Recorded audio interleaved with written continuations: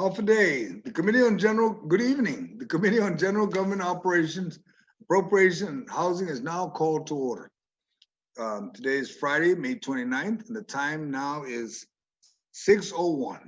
Notice for this public hearing were disseminated via email to all senators and all main media broadcasting outlets on Thursday, May 21st, and Wednesday, May 27th. Welcome.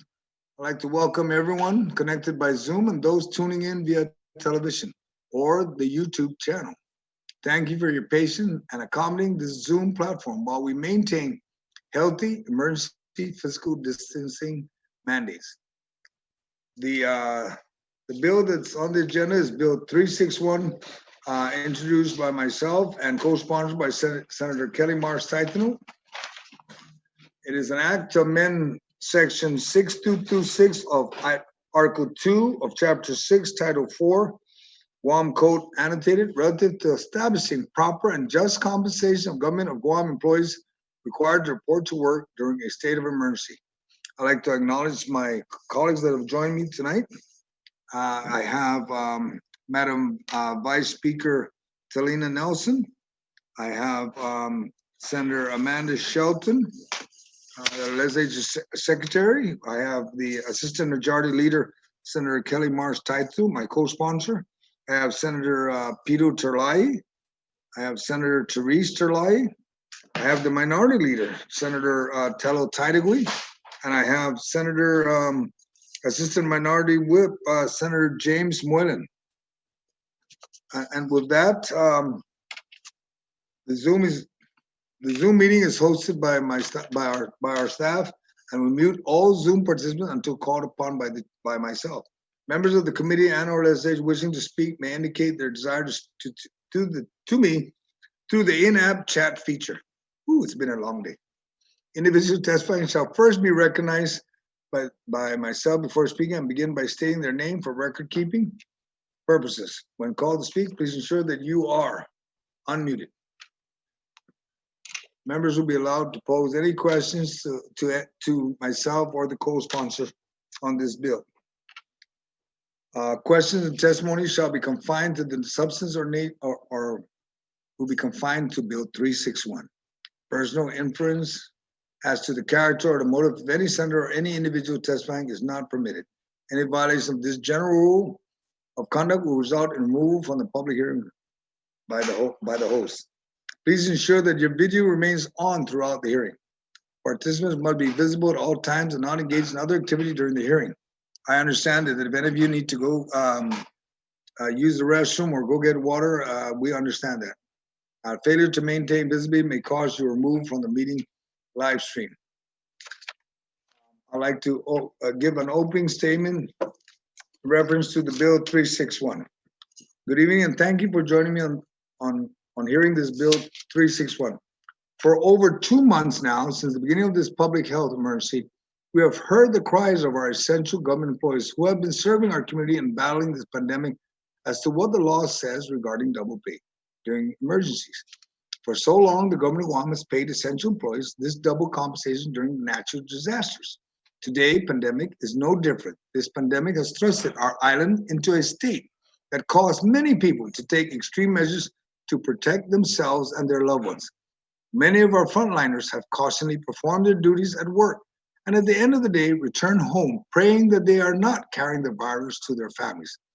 After much discussion, I asked the Attorney General to provide me with an opinion on the applicability of the DOA personnel rules and regulations relative to double pay. In the end, the opinion offered that it was the legislature's responsibility to change the law to allow such pay should we desire. And that 361 was drafted. The bill, if enacted, will require that any employee who worked during any emergency declaration will be compensated double. It does not allow for additional benefits and hazardous pay or other bonuses. So it's strictly double pay. And if you and my colleagues, if you look at the legislature intent, you'll find that on the opinion that was issued by the Attorney General's office and clarified that there was only one of three prerequisites in law that was met in order for the double pay rule to be applicable. In line with the opinion of the Attorney General, is the intent of the legislature to amend the law to provide clarity on the applicability of the double pay for this pandemic emergency and all future state of emergency declared by the governor. You'll find, my colleagues, that it all originated under the rule of 8.406. And if you look, when you look at the rule of 8.406, it'll always refer to natural disaster. In the statute, which is under Chapter 6 of Article 2 of Title 4, the only section that identifies natural disaster is 6226, which identifies typhoon. And if you look at the bill basically just changes the word of typhoon to declare any emergency. Now, within that bill, all I did was we took the bill and we matched it up with 8406 to make sure that it's consistent, that in any natural disaster, any disaster or natural disaster, then compensation will be doubled. That's all that was done. All right. And with that, I'd ask now, because I'm looking if there's anybody that has signed up, Senator, and we were also joined by Senator Luis Moya. I'll ask my co-sponsor if she wants to make a statement in reference to the bill, and then we'll move to Madam Vice Speaker Talina Nelson after Senator Kelly. Senator Kelly. Mr. Chair. So it has been a long day, but it's been an important day because we've been listening to 4 bills. And I appreciate the authors of each of the bills and each bill itself, because what it's trying to do, their intent, is to take a situation that we haven't necessarily been in before and try to find some resolution, try to find something that makes sense. And so I think each of the authors, when they were working on their bill, that was their main intention, is to take something we hadn't been in before, to take something that the AG himself had opined in a letter that wasn't working, that it was creating some disparities. And we do still continue to see the landscape. There are these differences from agency to agency or government entity to government entity. And so I think in the long run, we need to have that challenge of figuring this out for the long term. So with that, some of what appealed to me about this bill was it was responding after the AG's opinion. And it was attempting in one way, along with some of the others, to find some way to create some equity, at least amongst the people who are working for the same entity.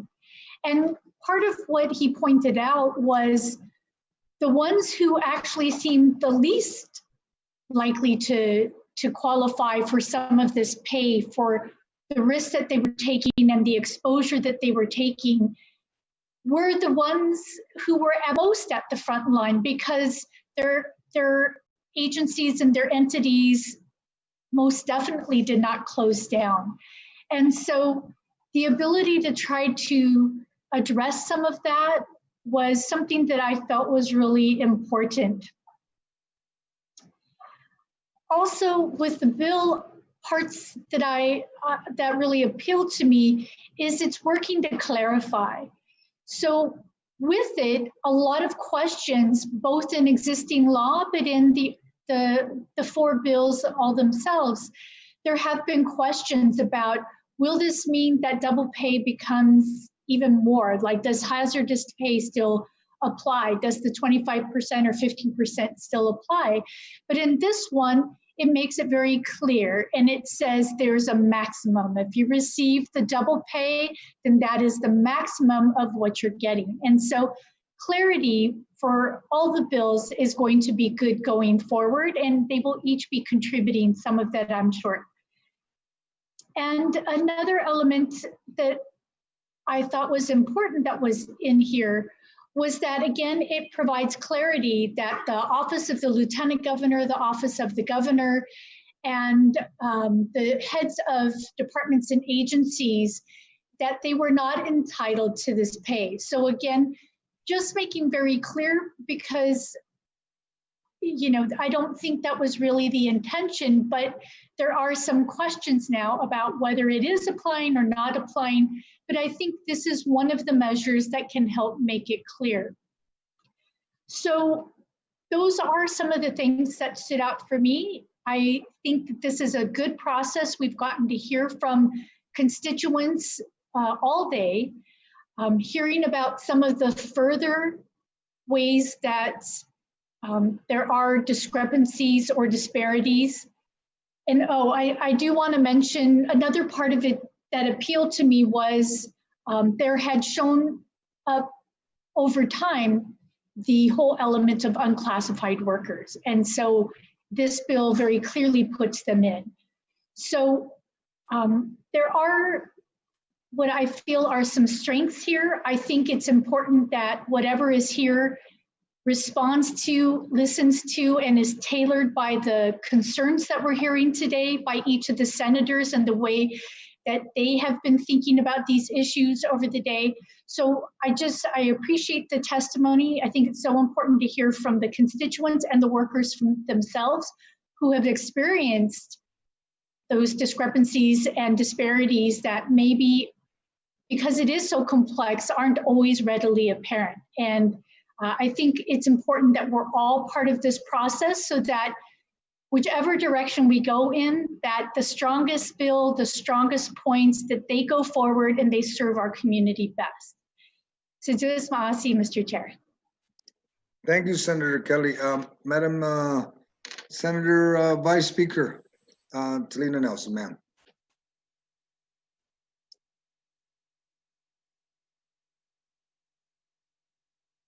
Go ahead and unmute because we mute. There you go. There you go. I apologize. Thank you.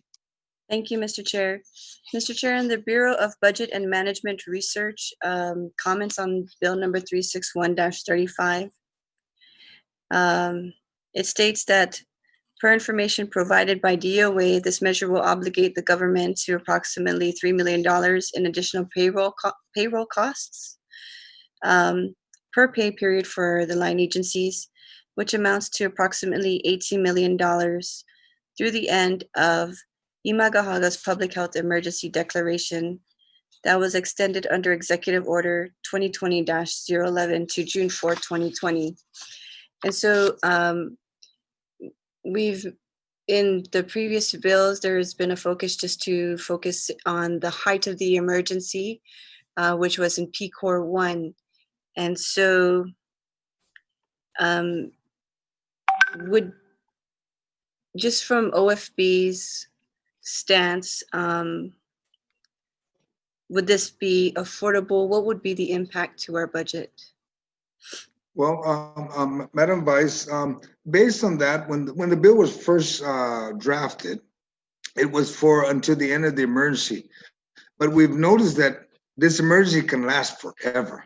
And just knowing that the executive order says we're already at 11 when we started at 1.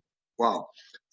If it's the desire by my colleagues, and if that we end the double pay compensation consistent with similar to your bill 357, which identifies that it ends at PCOR 1, then that's where the peak of the emergency was needed. Everything now that's going on, everybody's opening up.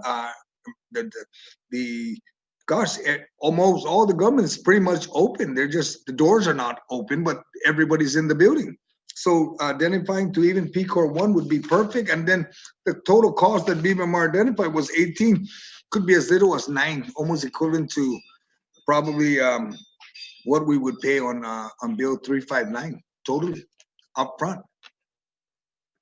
Okay, and then the differential pay, because your bill now that we're talking a little bit about the timelines of you considering PCOR 1, for the differential pay up to June 4th, 2020, what would be the impact there if you were to do PCOR 1 and then differential pay after that?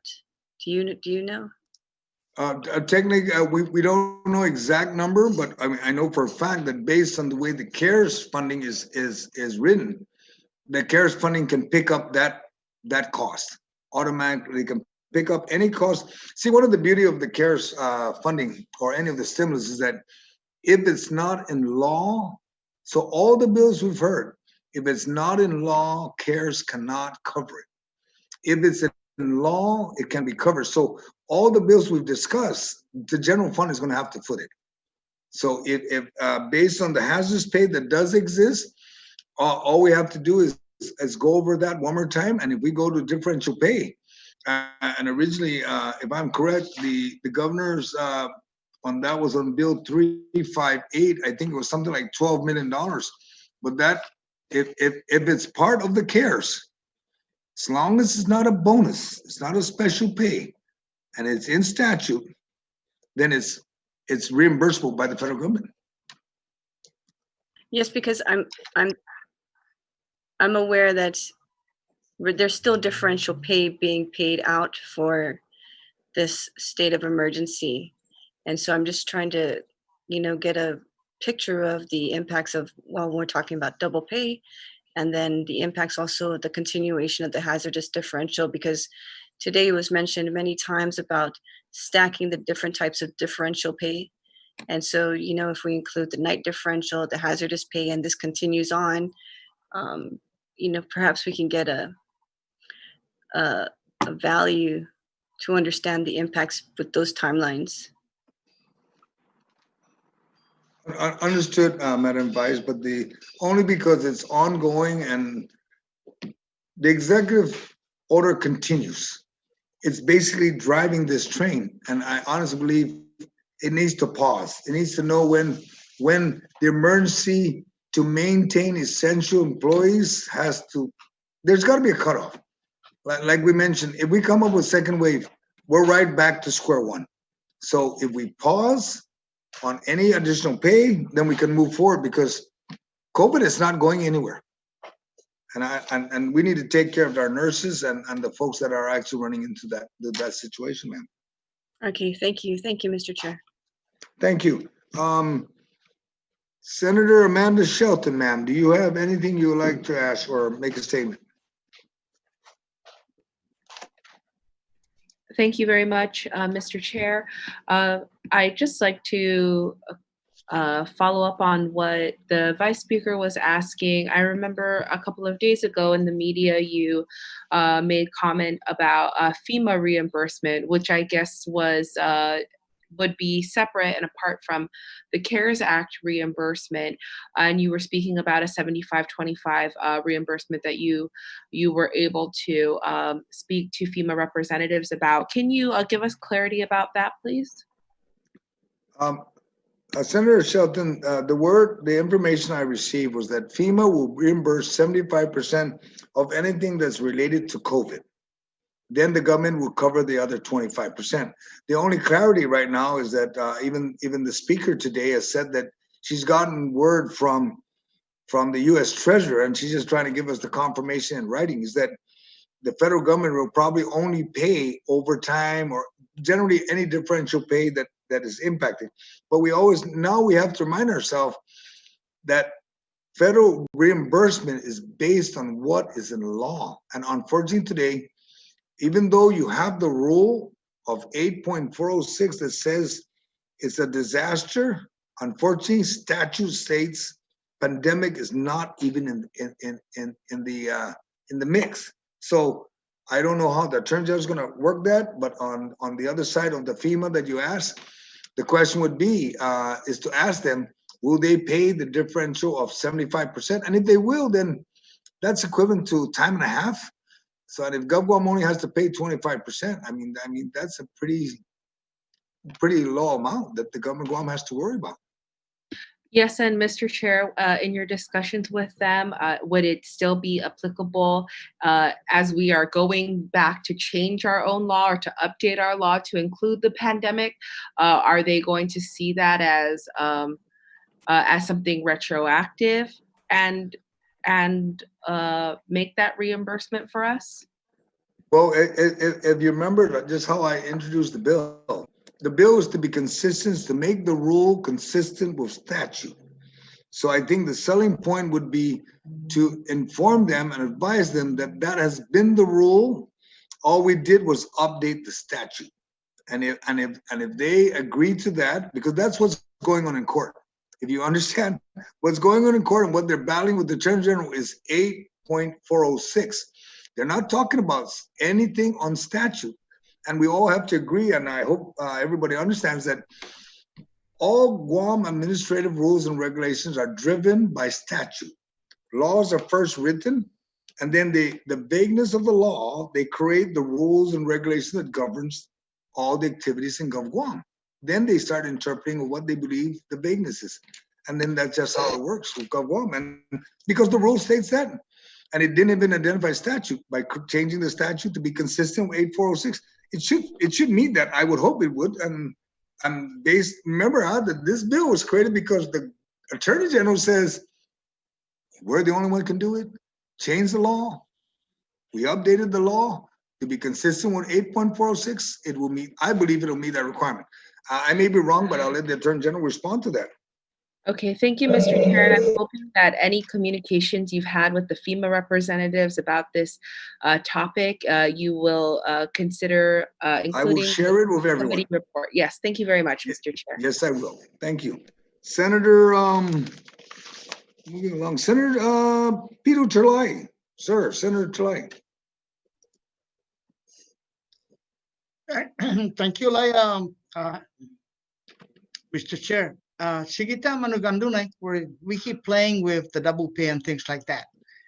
And, the thing is, we were told already that, the CARES Act cannot support this type of payment. The way I look at it is that, the Attorney General's opinion, I guess he was recommending that it's up to us to really change the law. Changing the law maybe will suffice based on what the Attorney General wants us to do. But are we definite that we're gonna get the money? And you mentioned 75% versus 25%. I know that. Now, what I'm saying is that maybe if we do have the support of the federal for that 75%, and maybe you're saying that maybe we have enough money.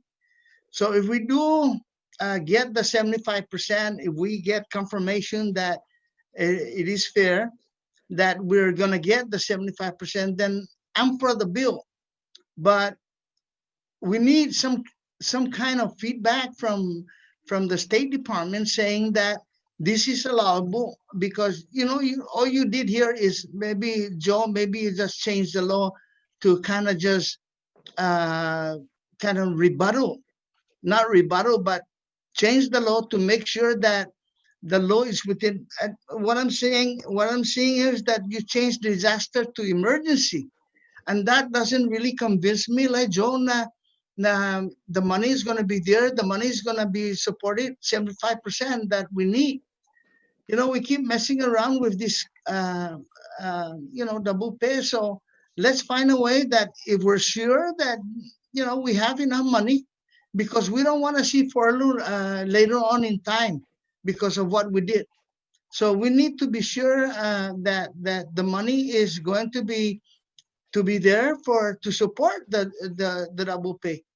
And if it does, then I'm in full support. And me, Joe, whatever you ask, I try to support it. But I need to be convinced that FEMA is coming back to you or the State Department or whatever. That the money is going to be there. Thank you. Understood, Senator Terlai. Just understand that when we mentioned the FEMA, we were referring to any pay discrepancy or any additional pay that we need to do within the law. And as we were moving along, after this bill was drafted, a lot of things started to surface. It's kind of like, it's almost similar to the bill of Sen Theresa Terlai when we overrid the transparency. When it became law that you must be transparent, it started to show up. Now with this law, this bill, this was generated based on the Attorney General's opinion. And based on that, and to be consistent with the rules, it fulfills that requirement.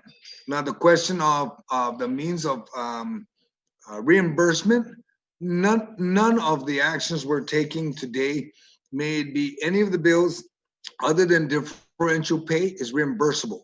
Because in the differential pay, the only question we'd have to ask all ourselves is, number one, and within the law, does it identify the 10, 15, or 25%?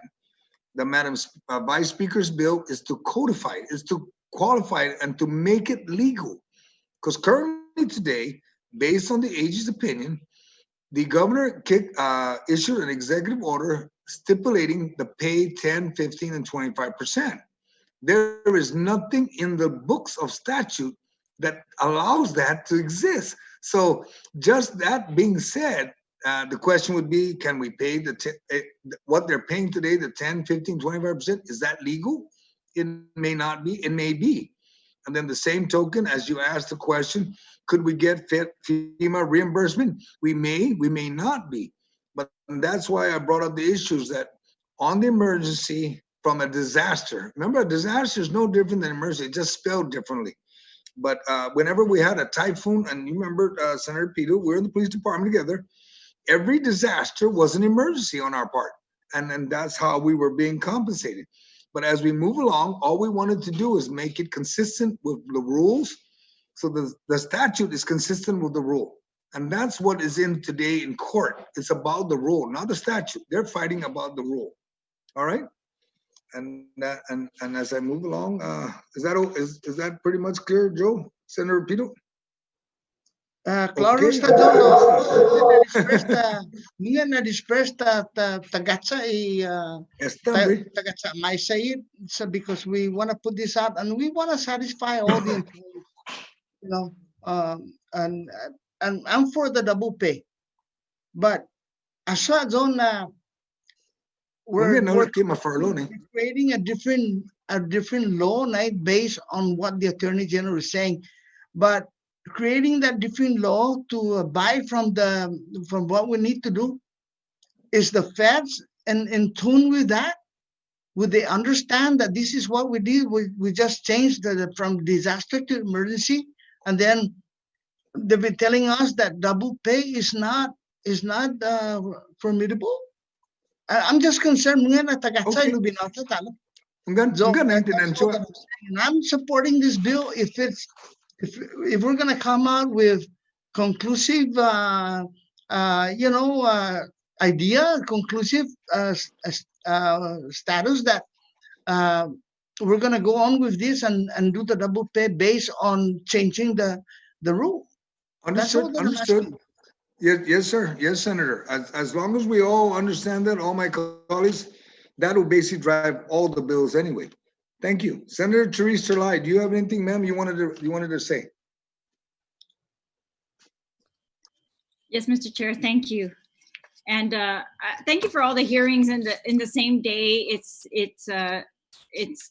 good to get the perspective. We're trying to, I'm happy to see all the senators here. It looks to me like they were at all the other hearings today as well. And I think we're all genuinely trying to find a solution, and we know that not one bill is the real solution, and we're going to have to really, craft one. I think it's concerning, right? Because crafting a solution is not just like, what is our law going to say? What are you entitled to? But our perspective is also, we have to involve, can we fund it? Or how are we going to agree that this gets funded? Because that's a priority question. Then, we're saying, are we funding this above anything else that we need to fund, right? Those are other questions that are really becoming very apparent. They were really apparent, and that's a shifting also. We were told our budget is in, our local funds would be in crisis. Then we get some reports that say, actually, don't worry about that. We're only going to be $4 million short. It's very perplexing. We're being told, we were given a CARES Act budget. What's that going to be spent on? Obviously, this is not included in there. So taking anything out of CARES at this point is going to shift the proposed use of that CARES fund. I think we need to shift the proposed use of the CARES funds, because it's become clear that there's things that are not funded yet, right? Like public health inspections. If we're going to go forward safely, we're looking at they are not going to inspect, and it really can shake our confidence in how safely we are going forward, right? So just different things. We see the food lines. When we saw that they were so long, we feel like, oh my, we need to take some CARES money and put more into food, literally, and things like that. So so trying to craft the correct, what are you entitled to for pay it's a really complex, because we're looking at a very limited source of funds.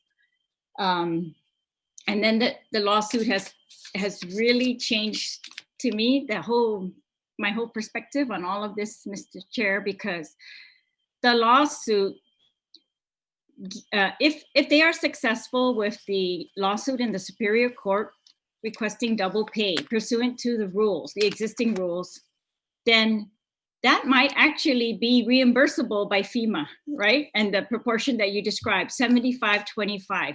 That was described to us when we were talking about Bill 326, the one that was vetoed, when we tried to, do the pay. FEMA or Civil Defense told us, if you go with an existing law, you might get reimbursed, right? And so that sounds like a great deal for the government. We get to give a little bit more pay and we get reimbursed for the majority of that.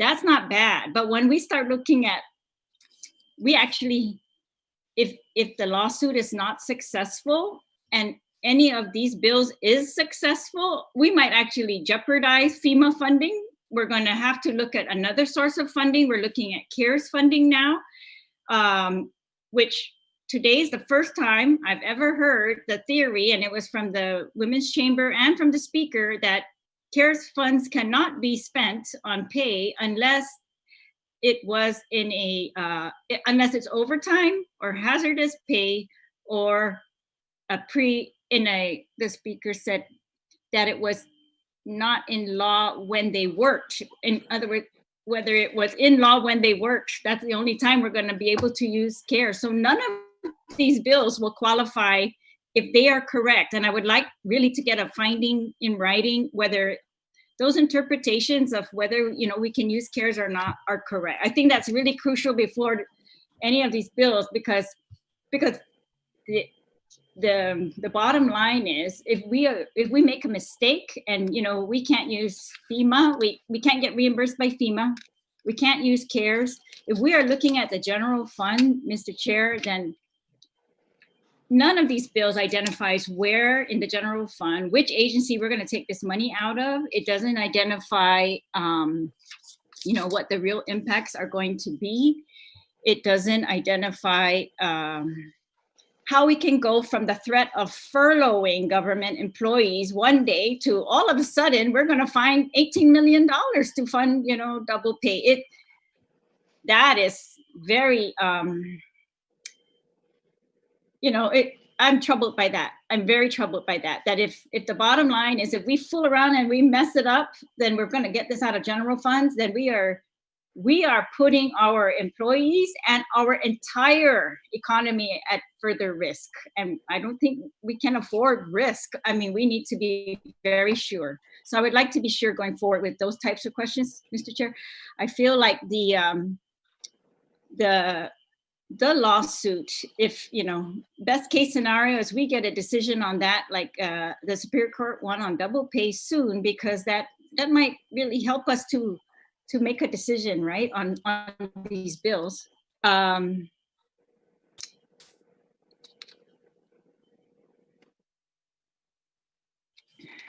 Okay. And then the lawsuit, just one more thing, yeah. So the lawsuit also puts into question whether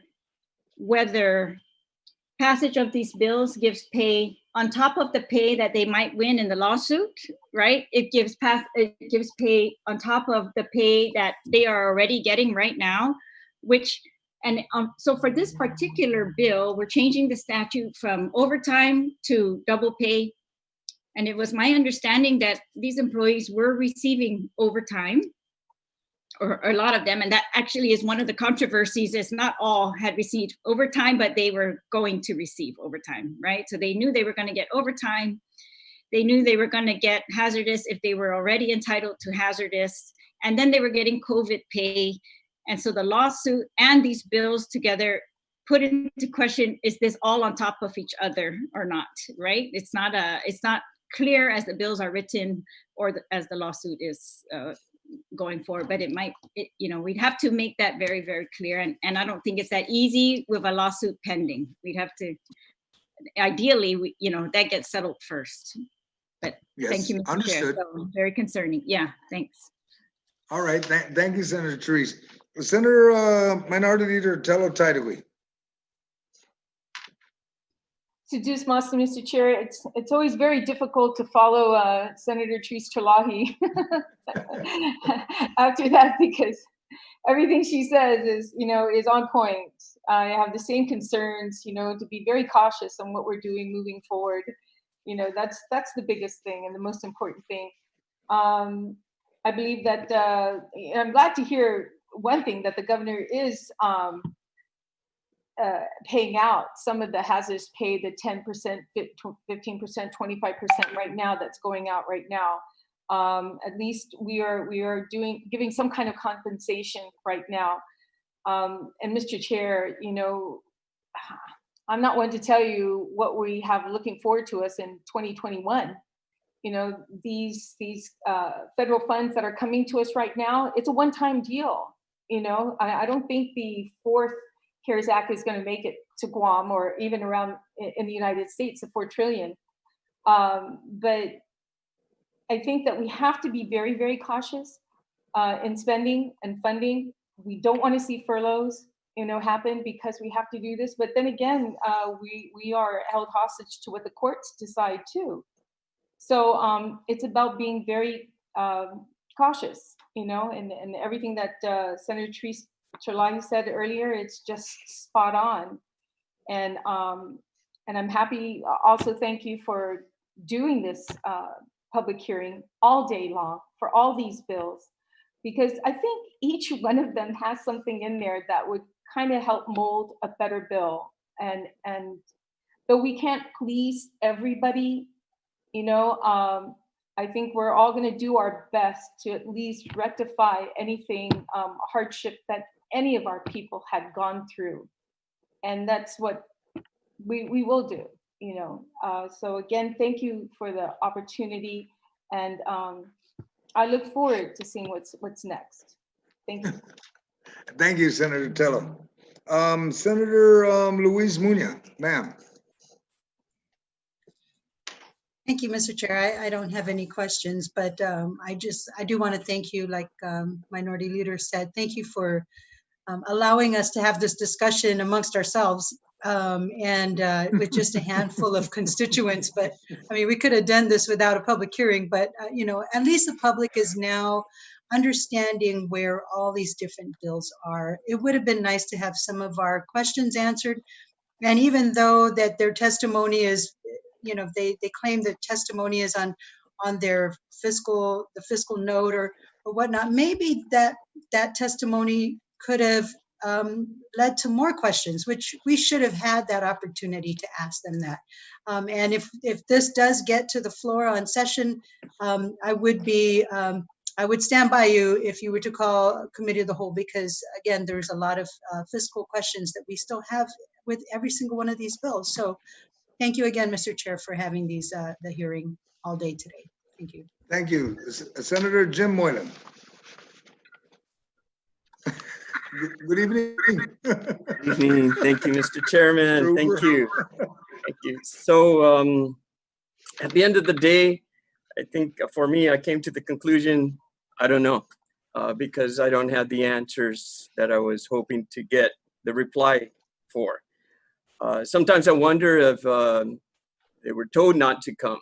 Is there a boycott or not? So hopefully they do come, Mr. Chairman, when you call the committee as a whole. And I ask you to please get your subpoena power ready if they don't show up. And when they do come and show up, I just don't want to hear any client attorney privilege, things like that. We need answers, Mr. Chairman, and I think we all want to do what's right. So I appreciate it, and I thank you for all these hearings today. Thank you, Mr. Chairman. Thank you, Senator Jim. Senator Mary Torres, ma'am. Thank you, Mr. Chair. Mr. Chair, I'm looking for a precedent that has been set in any other jurisdictions in the U.S. Are you aware of any other states who pay double pay? I know that there were 2 situations where they did pay bonuses, but for a limited time and under certain circumstances. But as a standard, are you aware of any other jurisdiction that pays such a thing as double pay? No, ma'am, we haven't found it. Only Guam has that uniqueness, and that's been in law in the rules for years, through many typhoons already. So I haven't found anything yet. I wish there was. I wish something would pop up on the Google so we could use it, but no.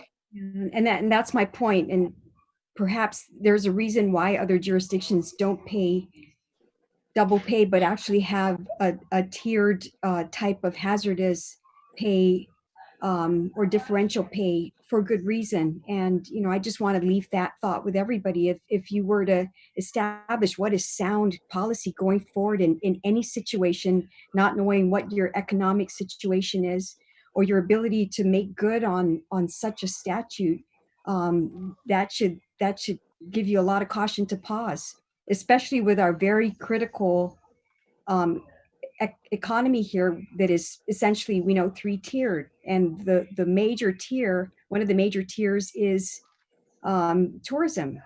And we see the result of one leg when it's crippled, what that does to us. It basically puts us in an extremely precarious situation. So the fact that there is no precedent for double pay, but there is precedent for differential pay or hazard pay, should be a good lesson to us to look at further.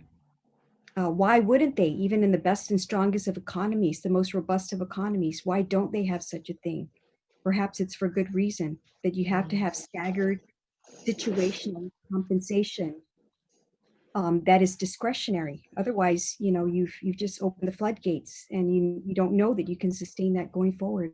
That's my concern with this, as I started to think more and more about, the precedent. And I mentioned this in the other bills, the precedent that you said, is it a sustainable type of policy going forward when there's so many uncertainties that loom, especially now, even our uncertainty about how we're going to get ourselves back on our feet, whether even if we open up our tourism economy July 1, what is that going to do? I think the planes right now coming in they're anywhere from 4 to 8 passengers per plane usually. So that should tell us that it's going to be a limp towards recovery on this island. But, not to be pessimistic, I'm just making that point that no one else does it. And we should consider why we ought to do it if no one else does it. Thank you. Thank you, Senator Mary. And you're correct. If nobody else is doing it, we shouldn't be doing it. As a matter of fact, that should never have been in the rule, maybe. But I just wanted to be consistent with what I started. It was the AG's opinion that started this movement for Bill 361, nothing else. And it was to reach out and take care of everybody. And I don't support any furlough of anybody. If anything needs to be cut, everything should be cut before we furlough anybody. And that if anything dealing with the CARES funds, the government of Guam shouldn't be the first one to get a pop at it. It should be given to the people so that everybody gets a piece of the pie. That's my strong belief on that one. And understood. That being with all due respect, right. Thank you. Thank you. My colleagues, fortunately, we're at the end of the road here on all 4 bills, and there's no one else that want to show up. Madam Vice, before I adjourn, yes, ma'am. Thank you, Mr. Chair. Mr. Chair, I sent you the questions. Yes. If DOA and BBMR can be given these questions and they could answer these questions, I think it'll clear up a lot of questions that we have also, the concerns that we have. So if we can, yes. Thank you, Mr. Chair. It'll be transmitted to BBMR and DOA, and we're going to see what other questions that some of our colleagues here have mentioned, and put them all together, and then even if necessary, even send it to the Attorney General in reference to this bill. Would this fix it? And if necessary, and when we get the word from the U.S. Treasurer on what is payable, I'm also going to ask the question of the Attorney General is, can the 10th executive order actually authorize any compensation to anybody without being in statute? Because those are many questions that we're all asking. Why are we using CARES money to pay people? Is that allowed by law? So I'm going to be asking these many questions and hope we all get an answer so we can all settle down and actually just come to terms with what we have to deal with. Because we all will agree one thing.